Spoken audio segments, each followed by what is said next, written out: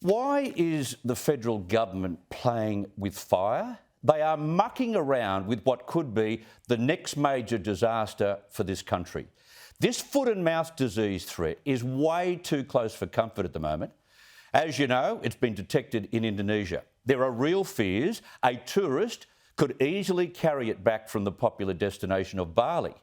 1 million Australians go to Bali every year. There are 100 flights a week when they're all operating.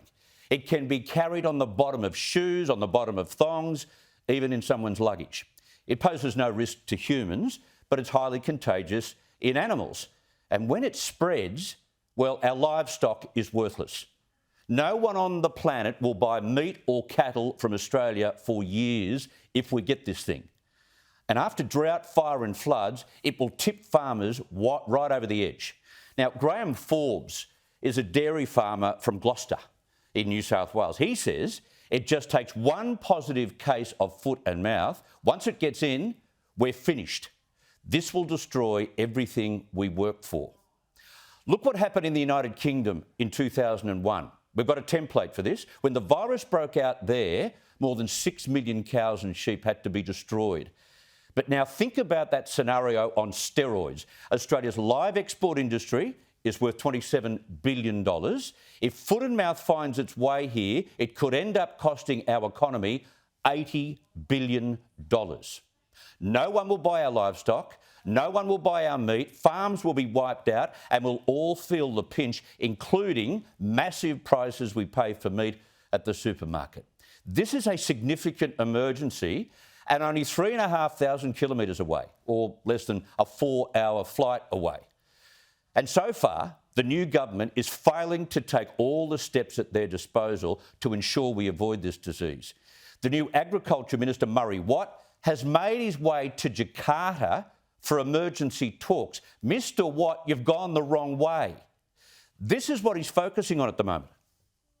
The Australian government will be providing $500,000 through Meat and Livestock Australia as an industry partnership to work with Indonesian feedlots to help them increase their awareness, increase their training and increase their procedures in terms of managing the outbreak in feedlots.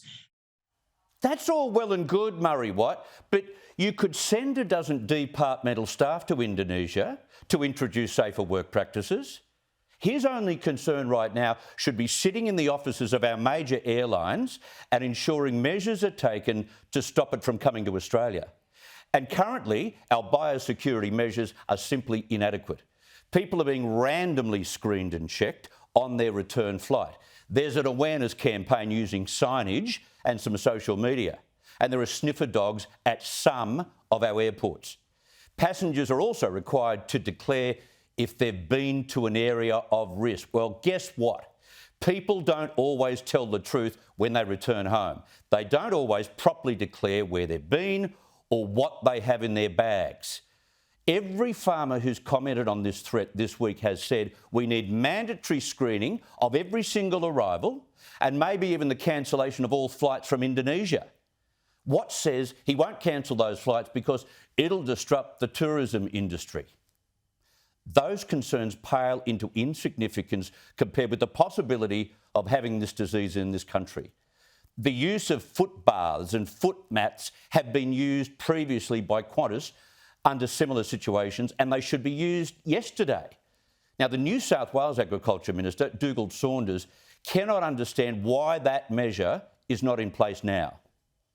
A foot bath isn't necessarily literally walking through water, but a foam mat that's embedded with material that does a really quick, efficient job of sanitising shoes before you're getting on a plane. Now, if we were talking about Bali, there's one exit point from Bali onto air flights that go all around our country. That's one simple way you could do it at the Indonesian end and very quickly create a bit more awareness of what's happening. And then at the Australian end, again, no matter which port you fly into, I'd like to see 100% of bags being actually inspected and checking for other shoes and other materials that might be in bags rather than just a bit of a piecemeal approach we've got at the moment. Now, that's not to say that our biosecurity isn't really top-notch, because it is in Australia.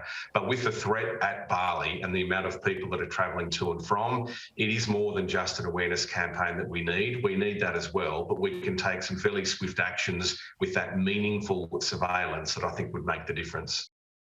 Maybe it's because Dougal Saunders has spent most of his life in rural Australia, rural New South Wales to be precise, but he knows what's required here and he knows the dangers we now face.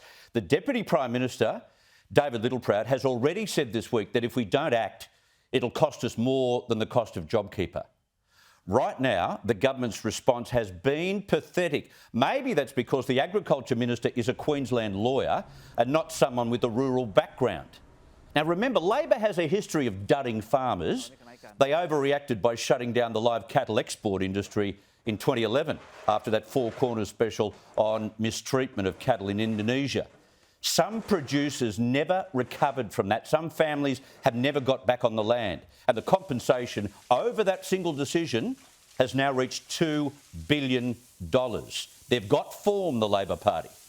Murray Watt should get on the next plane home, get the footbaths out at airports for every single person returning from Indonesia and screen everyone and every bag without exemption. We cannot afford to muck around with this. If you've got the tools, they need to be used. How much more serious does it have to get? And if it slows down people returning from their swanky holiday in Kuta or Seminyak, tough luck. Didn't Australia used to boast about having the toughest customs and quarantine screening processes in the entire world? We did. How things change with a change in government.